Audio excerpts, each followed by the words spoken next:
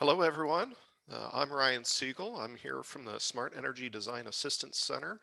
I do want to thank everyone for participating today and joining us to get some insight through the city of Chicago and do want to thank them for participating here with us today as well. So, uh, looking at what we're going to be looking at today, uh, understanding some of the history behind the city of Chicago and energy conservation requirements, and along with documenting such compliance with those requirements uh, and the tools used for that, and understanding some of the upcoming code and policy changes. So looking forward as we move into this time of transition, moving from one code cycle into the next. So today's session is estimated to be approximately 1 hour, and everyone who attends today will receive a certificate of participation. That'll be emailed out here within the next week. If you do need specific ICC or AIA credits, there will be a link for you in that email that you can follow and provide information back to us so we can go ahead and get those credits reported to you for, again, ICC or specific AIA continuing education credits. But everyone will receive at least a certificate of participation. So for those of you who do self-reporting of CEUs for other organizations, you will have that for your use. Today's session is being recorded, and the slides along with that archived version of the recording will be posted to our website following today's webinar. A little bit about who we are. Smart Energy Design Assistance Center. We're housed at the University of Illinois at Urbana-Champaign. And our primary mission is to reduce the energy footprint of Illinois and beyond. And these energy code trainings is one method that we do provide that mission. So if you do have questions today, and we hope you do, please go ahead and use the Q&A function that should be located towards the bottom of your screen. And do go ahead and ask questions through there. We will have time for questions towards the end. And if we don't end up getting to your question today, we will plan to follow up with you following the session to get your question answered. We are the state's energy code training provider. And so today's broadcast is sponsored in part by the State Energy Office, housed at the Illinois Environmental Protection Agency. And so we do like to acknowledge them and thank them for making this program possible. So we do have technical support assistance for the state energy code. So if you do have questions regarding the energy code and you may need some technical support or technical assistance, feel free to reach out to us, energycode@illinois.edu. We do have an 800 number if you do have just a quick question, but we do encourage people to use that email address. That way we can provide you a thorough written response that can be used for not only your information, but may also be helpful for the project team and maybe even for the code officials. So that way everyone's working off the same sheet of music, so to speak. We also have several online resources at our website, smartenergy.illinois.edu/energy-code. And some of those, again, is our upcoming workshops and webinars, along with archive versions of previous workshops and webinars. So if you find today's session very helpful and want to share it with a colleague, you can provide them links back to our website and they can pick up the archive copies. We also have several online courses and we continue to develop more course content. Those are available for continuing education credits as well. So if you do find yourself needing some CEUs, that is one potential way to pick up some. Each of those online modules is estimated to take about an hour to an hour and a half each to complete. We also have links back to our technical support line. So if you can't necessarily recall what our phone number is, you can link back through our technical support helpline. And we also have several energy code resources, including some understanding about the Illinois Energy Conservation Code, several frequently asked questions. We have a fair number regarding roofs and roofing systems. So if you do have some questions that you think that others probably have had several similar questions, go ahead and check that frequently asked questions section of our website. We also have links back to several other related and useful websites, some of which are the International Code Council's links to the International Energy Conservation Code, which is the basis of the state of Illinois' Energy Conservation Code, along with links to the Illinois amendments, as well as links to City of Chicago codes. So rather than trying to remember a big long string of a web address, again, you can come over to our website and find it under the useful websites.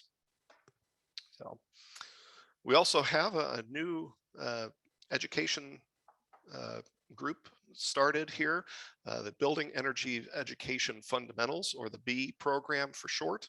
And you can see here there's 15 modules that are part of that, in addition to our standard energy code modules. So these are a little bit more general and perhaps focus a little bit more about buildings and building systems and not just the energy code itself. So these can be very good resources for you and your education. So we do have several upcoming code training sessions here for March, April, May, and June. So this is through the end of the fiscal year for the state of Illinois here through June, looking at mechanical, lighting, and electrical and performance-based compliance, along with air leakage and blower door testing and energy code testing and verification. Probably of particular note, and something that many people will probably be looking for, is the 2021 International Energy Conservation Code, or more specifically the Illinois Energy Conservation Code updates towards the end of May. At the present time, Illinois is planning to transition from the 2018 version of the International Energy Conservation Code to the 2021 version sometime this summer, either June 1st or perhaps July 1st of this year.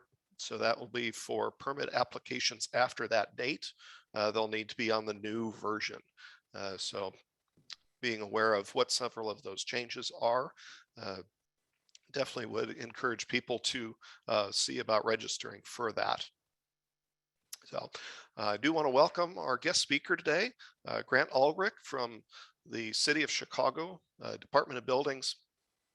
And Grant has been instrumental in aligning or making the transition to better align the City of Chicago building code with more of the model codes that are in use across the country.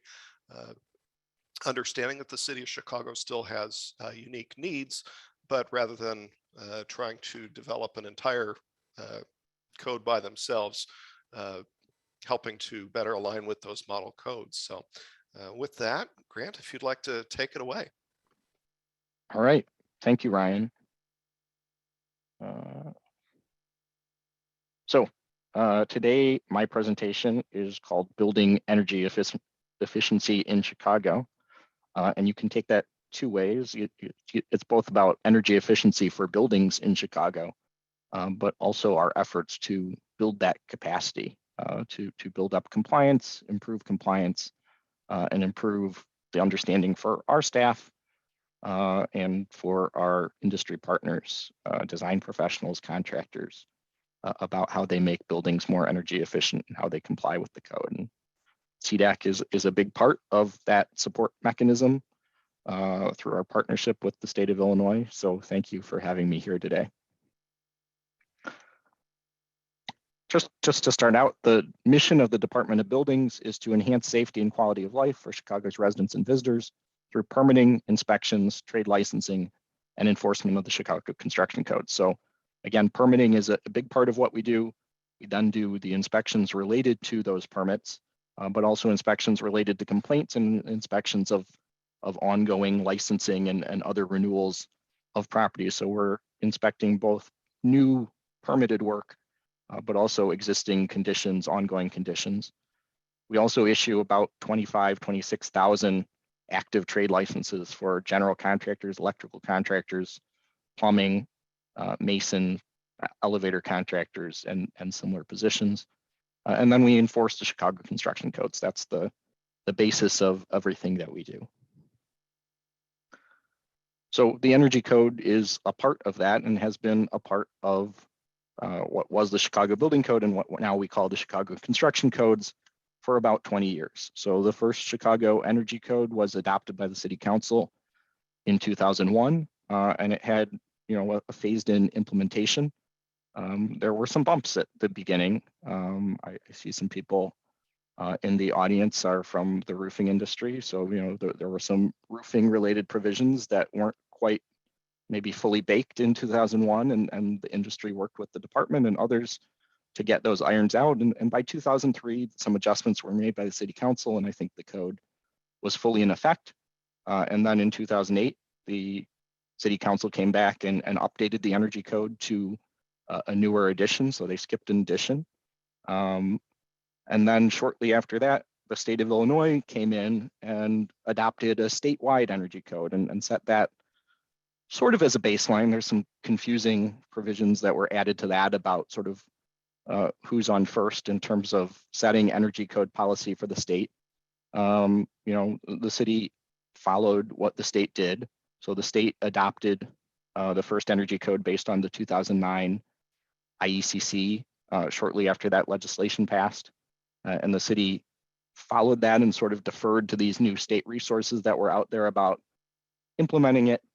Similarly, the state updated in 2012. The city did not amend its ordinance in either 2009 or 2012-13. They just sort of deferred to state law, which was confusing for some people. In 2016, both the state and the city did update to have the state regulations and the city ordinance based on the 2015 IECC. And I came to the Department of Buildings in late 2016, so that had already been done and was in effect. But that's sort of where I start being more involved in the Chicago Energy Code. And then we started a big project around 2016 to comprehensively update all of the Chicago Building Code and really transition to what we call the Chicago Construction Codes, which I'll talk more about in a little bit. But a piece of that passed in 2019 and took effect in the summer of 2019 was moving the Energy Code to something we call Title 14N. So that's its designation where it fits in the Municipal Code of Chicago. And again, we had that published late in 2019. So we work with ICC to actually publish a print edition and host an electronic edition with Chicago's amendments in there. That was something we heard from industry that they wanted to see, and that's out there as a resource. The state actually was a little bit behind us because they ran into some hiccups in the Springfield process, and maybe there will be some more of those this summer.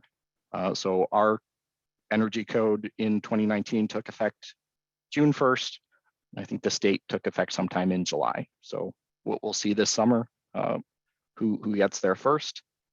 And so under state law, the 2021 IECC was published in January of 2021. So they had some hiccups in the model code development process that made that a little bit later than it normally is. Normally it comes out in the November or December of the previous year. So that starts a clock under state law of 18 months because it is supposed to take effect within 18 months after it being published as a model code. So that time clock is ticking. So that leads to sometime this summer. And that brings us to today. So again, when I started with the department, and many of you are probably familiar, and when the Energy Code timeline started for Chicago, we had the Chicago Building Code, which was at the time one of two homegrown codes in the United States. When we started with the Energy Code in 2001, it was us in New York City, Chicago being last comprehensively revised in 1949, so a little while, but definitely having big pieces amended over time. And New York City being last updated in 1968. So again, both New York City and Chicago being a little bit out of date. After 9/11, New York City had a lot of pressure to update, and they updated the model code in the mid 2000s. Chicago, it took a little bit longer. We had a couple of false starts, but again, we adopted an IBC-based code in spring of 2019 that phased in through the summer of 2020. So that brings us to where we are today, where we have the family of what we call the Chicago construction codes. We have a building code that's based on the IBC. We updated our electrical code to be based on the latest edition of the NEC slightly before that. We have a conveyance device code, which is based on standards put out by ASME with some Chicago amendments. We have an interim fire prevention code, interim fuel gas code, interim mechanical code, interim plumbing code, which are based on some earlier model codes or not model codes in the case of the fire prevention code, which deals with hazardous occupancies. But we have the updated energy conservation code, which is based on the latest, or at the time, the latest edition of the IECC, the building rehabilitation code, which is the IEBC based code for work in existing buildings, rehabilitation work. And then we have our equivalent of a property maintenance code, which is in Chicago called the Chicago Minimum Requirements for Existing Buildings. And again, that's pretty customized Chicago. And then governing how all of those codes work together, we have the Chicago Construction Codes Administrative Provisions, which is equivalent to sort of what is Chapter 1 in many of the model codes, pulling those out and having them in one place. And that's our family of codes. Again, if you've been following things, the City Council did some interim amendments to the plumbing and mechanical codes that took effect, well, that passed last year and either took effect already or are phasing in very soon on the mechanical code. Some of it was alignment with the energy code.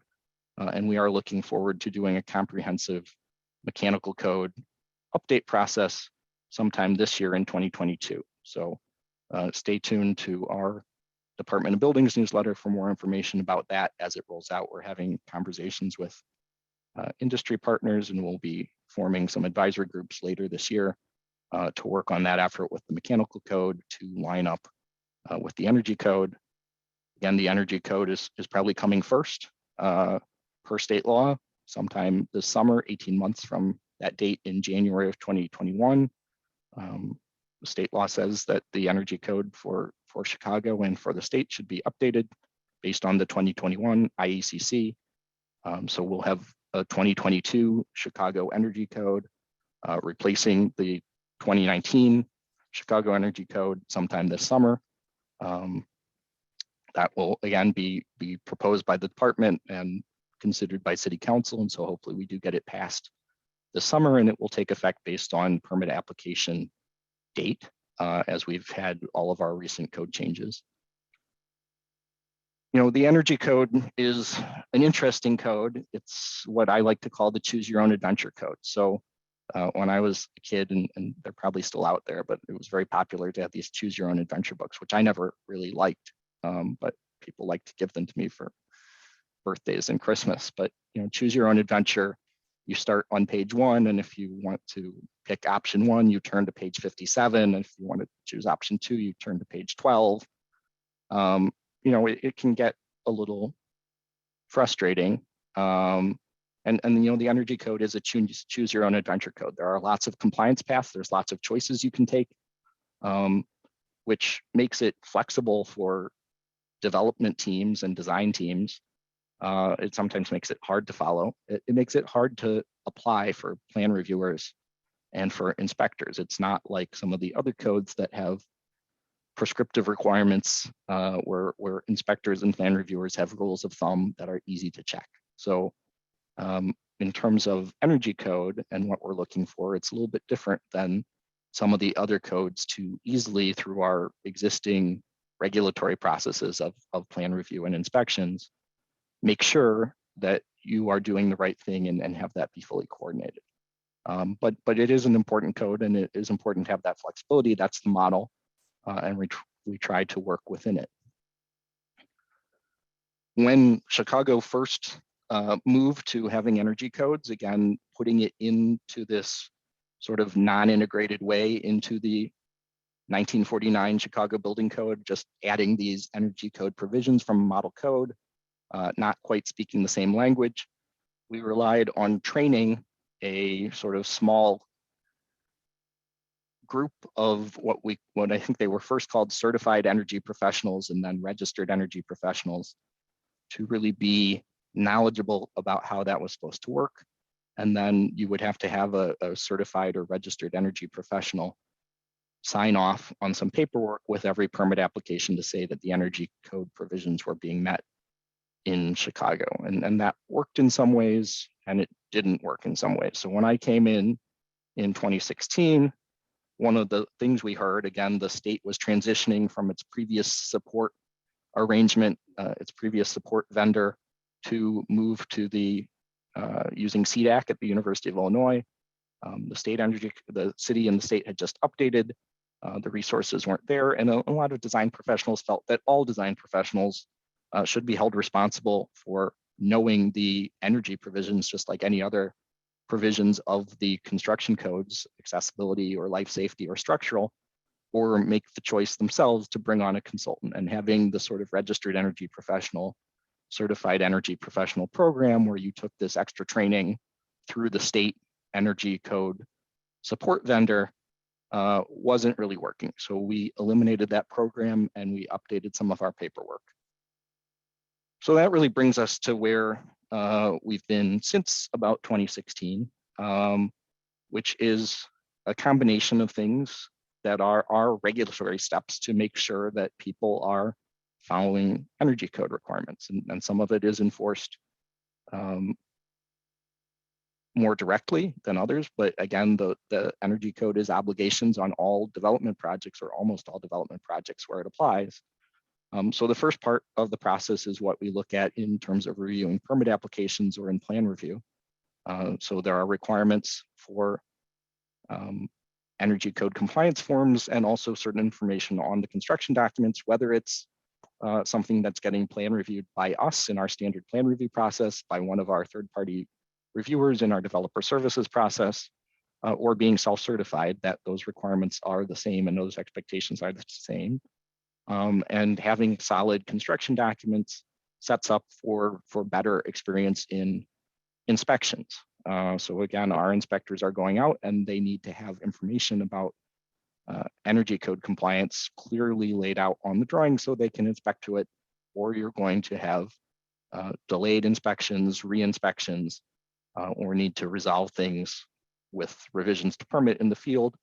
And then the last piece of the energy code, which is sometimes left out and we are less involved in directly, but is really important to having the energy code achieve its goals of energy conservation, is long-term maintenance. So having commissioning and testing of buildings at front, transitioning to having building owners and operators understand how their buildings are meant to work and be maintained over time. So again, the energy code compliance statement was revised in 2016, and then we updated in 2019 when the code changed to really simplify it down to a one-page form for commercial buildings and for residential buildings, which matches the arrangement of the energy code into the residential chapters for low-rise residential buildings, and then the commercial chapters for everything else. And that was a challenge. We had lots of conversations with lots of groups about how to get to a one-page compliance form to really document that choose your own adventure path. And some other jurisdictions have one-page forms that are 24 by 36 sheets with lots and lots of information, but we have 8.5 by 11 one-page forms in Chicago, and it captures the information. I wish our permitting system was not as ancient as it was, and we really were able to capture this in a database way, so I could run sort of statistical reporting from a management perspective about what choices people were making.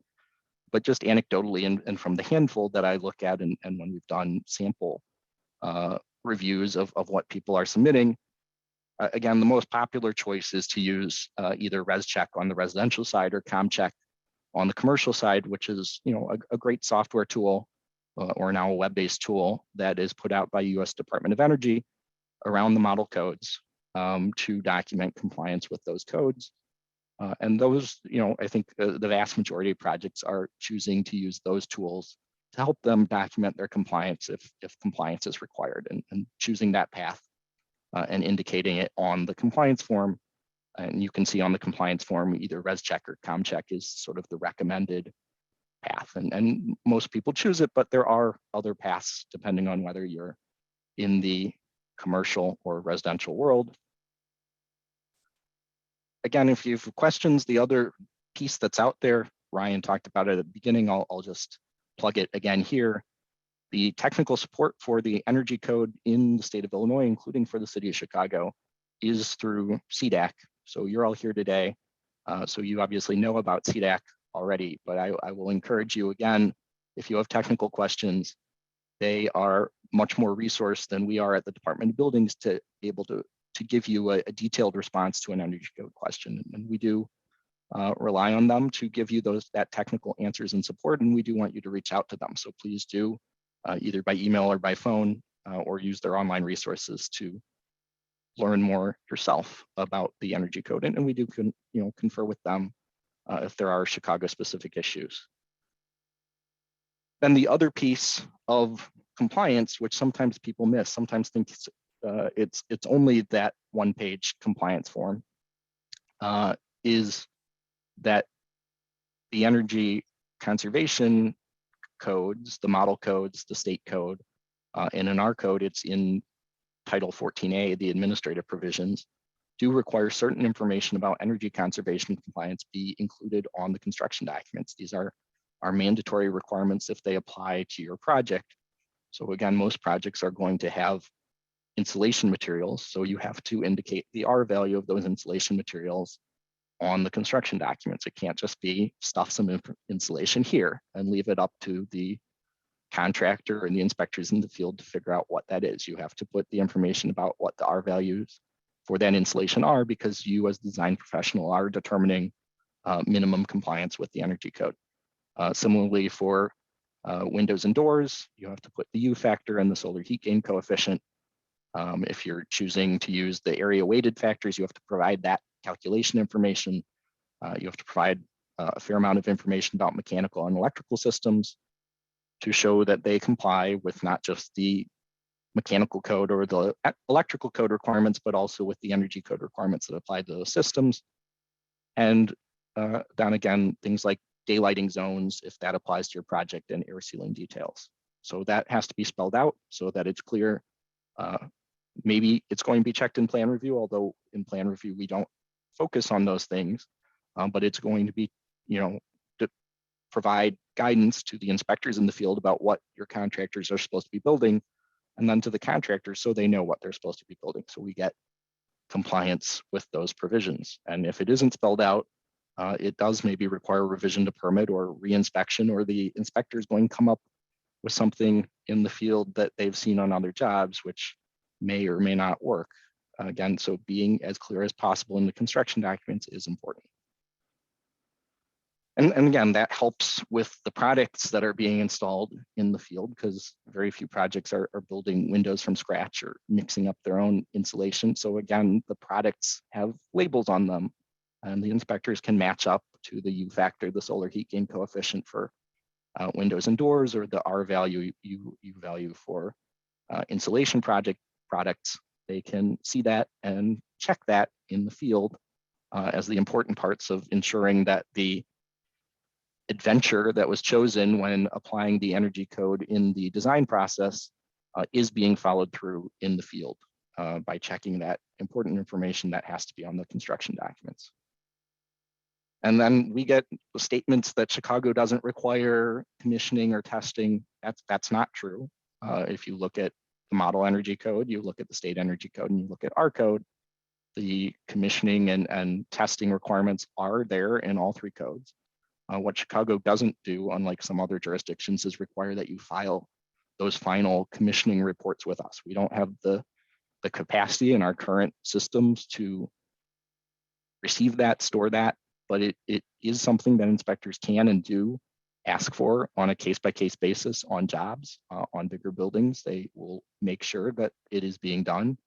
It is an obligation in our code. It is something that on those compliance forms, you have to certify as a design professional that you've informed the owner about.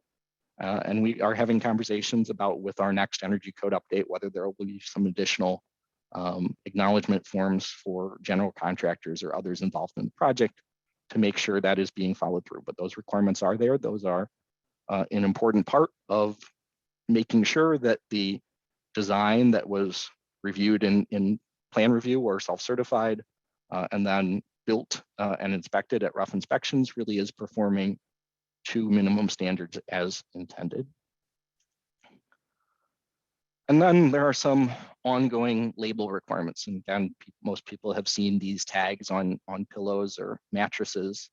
Don't take them off under penalty of law unless you're the end consumer. So again, people are not going to leave those energy code stickers on their windows. They want the nice view. They aren't going to, insulation is going to be behind walls.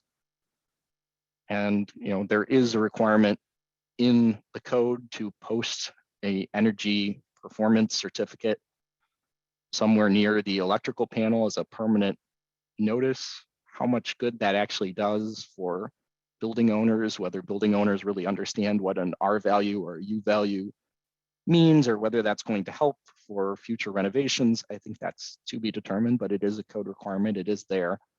I think more importantly, the code does require, and it's important that ongoing users of the building, whether it's maintenance people or the owners, depending on the type of building, really understand how their building is supposed to work to achieve the ends of the energy code. So this is the IKEA help instruction person, and some people like IKEA instructions and some people hate IKEA instructions, but again, simplifying the end performance of the building as much as possible to achieve that goal of the energy code, that not only is the building built a certain way, but that it continues to operate a certain way, is important. So I think it's important to first try and simplify as much as possible how many whiz-bang features are needed to meet the energy code.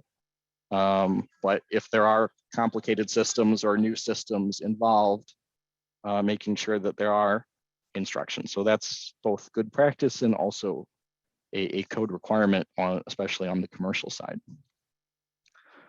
And then just to wrap things up, I'll try and predict some things that are coming up. And again, I don't quite have a crystal ball, but I'll try and pretend I have one. So as mentioned, state law does require updates to the state and the city energy conservation codes sometime this summer. So that will be coming soon. The state has been working on their process, but they have quite an administrative process still to go. So predictions about what that state compliant state might be, TBD.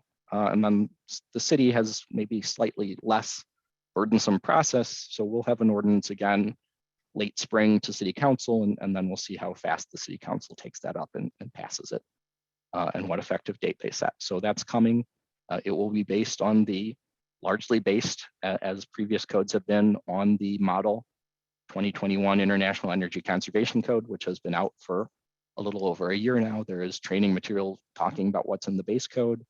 I guess there's still some time to lobby both the state and the city if there's something in that code that you think is not quite right in the model code that you think should be adjusted in the state or the city adoption. A little late in the state process, certainly a little time in the city process to express your view of what should be done.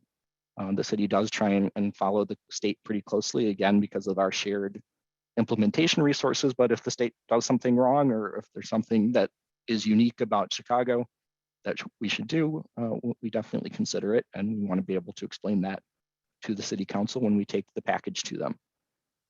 The other thing that is going to be coming out soon, or sort of two related things, is for the last year or so, there has been a group called Decarbonizing Chicago's Buildings, about 70 plus sort of stakeholders, building owners, building users, design professionals, industry advocates, working with the mayor's office and the city's chief sustainability officer to really come up with some short, long, and midterm recommendations about how to meet some of the city's decarbonization commitments, climate commitments through the building sector. So they will have a report that's coming out in the next, I think it's very close to coming out. I've seen a final draft, so it is coming out soon, and it will have some recommendations again about future cycles of the energy code, some things about stretch codes, building performance standards, and better education, training, staffing around implementing energy code requirements and making sure people understand them. They have equitable impacts on building users, communities, and workforce development. So that report will be coming out soon. Related to that, the city is updating its what's called a climate action plan that will also be coming out shortly. I don't think either of them is out yet unless they came out this morning and I missed it, but they are very close to being released for public consumption. So keep tuned to the mayor's office for those publications. And then again, just a few weeks ago, Mayor Lightfoot did sign on to the White House's Building for Performance Standards Coalition. So again, expressing a commitment to work with the White House and other large and small cities and states throughout the United States to study building performance standards as a policy and how they can be best implemented at the local level. So that is what I will leave you with. I will say thank you for having me, and now I'm happy to answer questions. And I think you are supposed to put the questions in the Q&A feature, and then Ryan will ask them to me. It looks like we only have 2 so far, so please fill that up, or else Ryan will have to come up with his own questions for me, and I'd rather have your questions than Ryan's. Well, thanks, Grant. Here's some that have come in. Again, do want to remind people that archive versions of the slides and the recording of the webinar will be posted to our website. So if you do miss something or feel like you want to share this with a colleague, that'll be available for you. And so trying to get a better sense, understanding, yes, today has kind of been focused on City of Chicago and your building departments, but have you found any particular challenges that or lessons learned that you found from making that transition from the Chicago building codes over to the model codes? What struggles did you have, and how has that transition been beneficial? Yeah, so I mean, again, I think the big picture is that before, and putting it back in the energy code context, because that's what we're talking about today, in 2001, the city adopted a model-based energy code that was talking in I-code-based terminology, I-code-based vocabulary. Around the same time, the city did update its plumbing and mechanical codes to be sort of I-code based as well, but the core building code didn't happen. There was a draft around in the early 2000s, but the city council didn't act on it.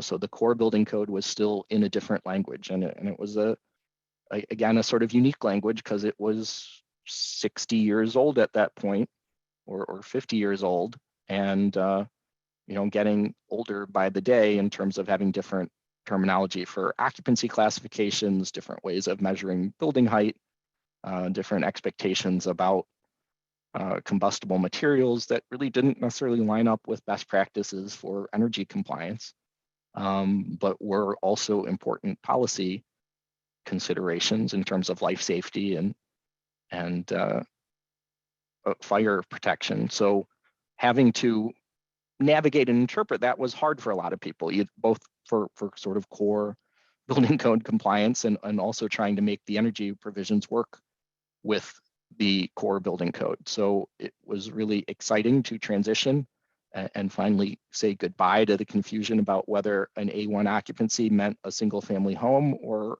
a theater for the performing arts. So moving away from that was, it seemed hard, and we still have some cleaning up of administrative forms that may still reference old things. The hardest piece is sometimes changing ancient creaky city computer systems to be fully updated. But I think in terms of our staff being informed of the new code, we're getting there, both on the plan review and inspection side. And for design professionals working with us who very few work exclusively in the city of Chicago. So most design professionals had some exposure to working with iCode-based codes outside the city of Chicago. I think it's been well received. So we continue to do training to get people, both our staff and end users, better educated. And we'll be excited to announce later this year that in partnership with the Illinois Emergency Management Agency and FEMA, we have some funding to do more of that training, both for our staff and for the public, for a very subsidized or free rate. So we'll have announcements about that this summer.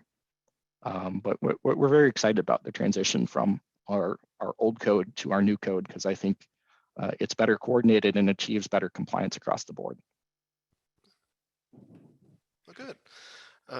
So we've got a couple of questions here regarding code compliance, and I'll try to answer some of these. As far as schools are one of the few buildings that are not directly under the state's energy code. Those are handled by the state Board of Education. They adopt, except in Chicago. like so many things. And so those are handled by the Illinois Board of Education. So they will go through and do their adoption of codes. And so there's a couple of little details with that. One of which is because they fall outside of the standard Illinois process, the Illinois amendments do not apply to them. So it is the energy code as written, but so that does make it a little more stringent, but they also do follow a similar time frame, but not exactly aligned. So that is something that is something for people to be aware of for a lot of school projects outside of the city of Chicago, to be aware that that transition date is likely to be a little different between them and the rest of the state. So, and also understanding how the state of Illinois energy code works is they will take the model code, the state will have amendments to that, and then municipalities such as the city of Chicago or other municipalities have the ability to further amend that to make it more stringent than the state minimum. And that also allows for an opportunity. Grant, do you have any particular insight as far as the planned stretch code, if the city is likely to adopt either the state of Illinois stretch code or perhaps their own stretch code, and where that might fall? Yeah, I mean, I think that could fill up a whole hour or two separate webinar as part of the state energy legislation, climate legislation that passed last year and is being rolled out. There are provisions for the state to adopt a stretch code, a model stretch code, by the end of 2024, if I'm remembering correctly. So again, in that decarbonizing Chicago's buildings, there is a recommendation about Chicago considering some type of stretch code, but we're really early in those discussions of what that would look like. Stretch codes are maybe or many stretch codes out there. There's different models. Many of them are sort of going above a certain performance threshold, which is easier to apply in the context of new construction, harder to apply in the context of work in existing buildings. And the vast majority of what we permit is rehabilitation work in Chicago. We certainly have lots of big and small new buildings, but most of what we permit is work in existing buildings. So we'll certainly be working on that to look at over the next year or two to getting to a stretch code and figuring out if the state model looks like it's something that's going to work for Chicago. Hopefully we can make it work for us, but if it doesn't work, we do have the flexibility to go our own way. Yeah. Yeah, and kind of on a related note is where you're looking to make that transition from the 2018 to the 2021. Do you have any sense as far as the R value tables in there, or is the city of Chicago likely to look at adopting the 2021 kind of as written, or do you think it may vary some from that? Yeah, I think, again, we have not fully gotten into technical details. The state is wrapping up their process, and we're going to take their final recommendations as a jumping off point for the city of Chicago. So I can't really speak to the technical details until the state finishes the last step of their review process, puts their recommendations forth to the Capital Development Board, and then the city convenes our sort of advisory group and internal stakeholders to look at that. Okay. And this may get into zoning, so I'm not sure how this will. I like playing a zoning lawyer on TV. Looking at the 2021 IBC updates, is Chicago looking to adopt the 2021 update to restrict total building height of residential above the, I think this is probably is this a 1/4 that they're called, or 4/1 that they're called, horizontal fire rated assembly. So first floor commercial, and then some residential above, I think. I'm not sure I'm fully following that question. So again, Chicago adopted the 2019 Chicago Building Code is based on the 2018 IBC, and in that process, we still have a few codes to go. Again, mechanical is on deck for this year. Fire prevention may be on deck for this year. We did some interim things around plumbing, and maybe that is coming up still before we start the next cycle. So the commit really was that Chicago for codes other than the energy code, which by state law is on a 3-year cycle, really we'd be skipping a cycle of the model code. So the plan is not to look at the base model code for Chicago again until the 2024 model codes come out in late 2023 usually. So we are watching that process. That's going through the model code development process right now, but we are not planning to look at the 2021 I codes. And then I guess if that is a question about some of the sort of specialized podium building height conditions in the IBC in section 510 of the IBC, Chicago did not adopt those special podium build a building on top of a podium and start measuring height again rules. Those didn't make sense to us in our evaluation process in leading up to the 2019 building code, and we'll see. But I think it's unlikely we'd adopt them in 2024. But I'm not familiar with what they say, really all that familiar with what they say, other than to know they exist in the 2018 or 2021 or even what's proposed for 2024 model codes, because we don't follow that approach to building a wood building on top of a concrete podium and getting extra height in Chicago. Yeah. And something you mentioned as far as the long-term maintenance of a building, and being able to perhaps maintain energy performance over time is can be quite valuable. And so simpler buildings that can be able to be maintained for a longer time being beneficial. Is there any particular things that you're looking at, or considerations that you're looking at as far as how project teams perhaps might consider communicating that commissioning and more maintenance information to building owners? Yeah, I mean, again, from a sort of ongoing inspections perspective, really the department only inspects very large mechanical systems on an ongoing basis, or associated with things like restaurants, so sort of specialized mechanical ventilation systems. But definitely we hear the frustration out there of, people trying to say, well, the energy code required this complicated system and I don't have a clue how it works, so I don't use it, or I turned it off. I mean, I think that sounds like something, Ryan, you can take back to the SEDAC team and set up a whole webinar about what building users are experiencing and how to make that transition happen better. Does sound like another topic that could be half day or better seminar on Right. that. Yeah.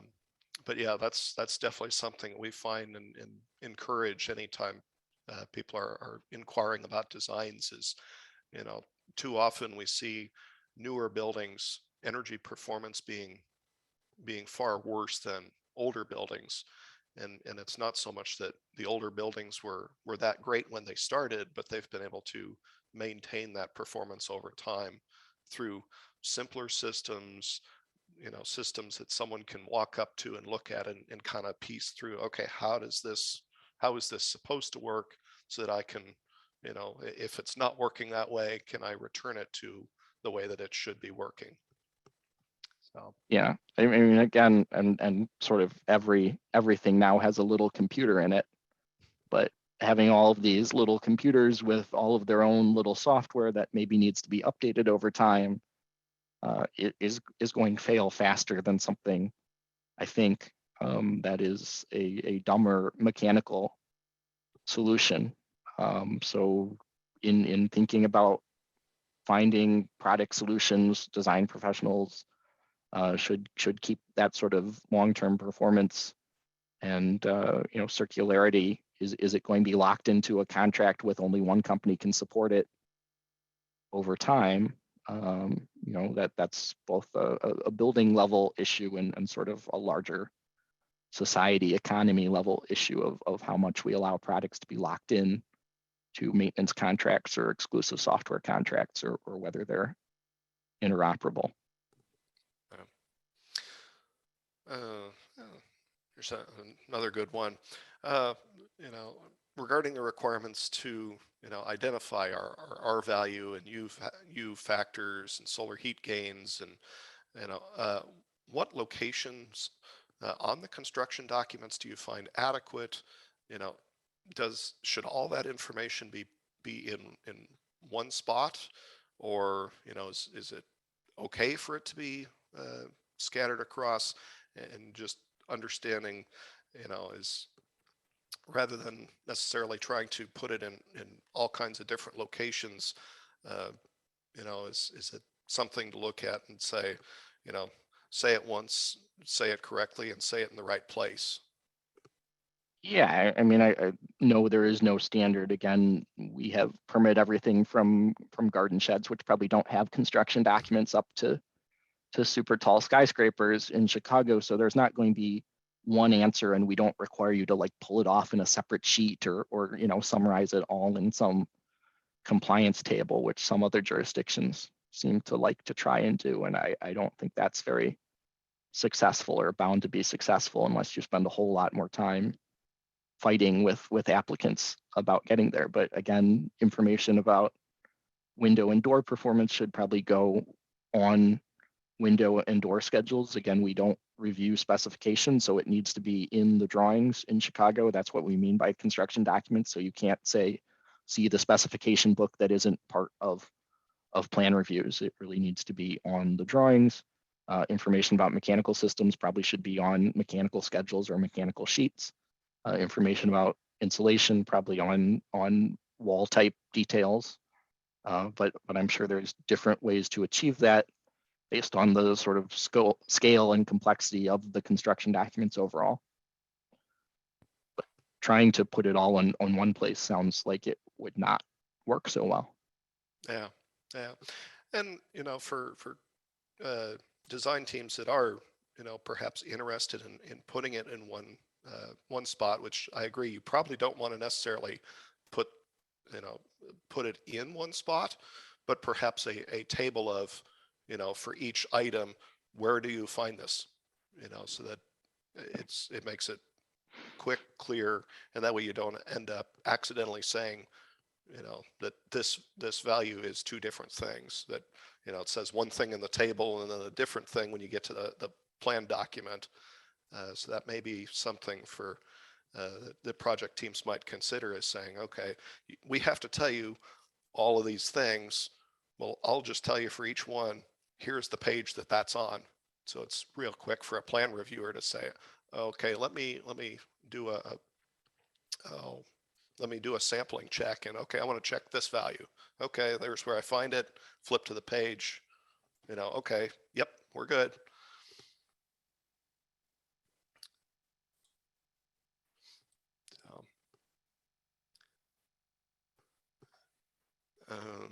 Let's see here. Now we're just about coming up on time here. I do want to launch a quick poll here for people to answer here. Got two questions. Interested in having people answer. First is, if you present a res check report with a passing rating, then you are in compliance with the energy code, even if some of the information is inaccurate, true or false. And second, does the list of information required to be in the construction documents have to be in one spot? So.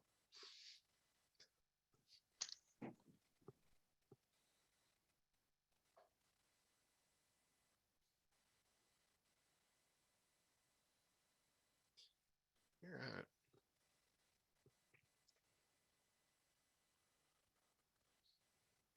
People another few seconds to answer. All right. Looks like most people did pick up that, if some of your information is inaccurate, then your res check report is not compliant. And kind of as we just touched on, the information that's required to be on the construction documents does not need to be in one spot. So good that most everyone picked up on those things. We do have a few other questions that appear to be fairly specific. So we'll look to follow up with Grant on those and perhaps help provide those back to you. But with that, I do want to thank Grant for participating and helping today and presenting to all you folks. And again, if you do have any questions, feel free to reach out, or you need our technical support for something, energycode@SEDAC or energycode@illinois.edu. So thanks everyone, and you guys have a great day.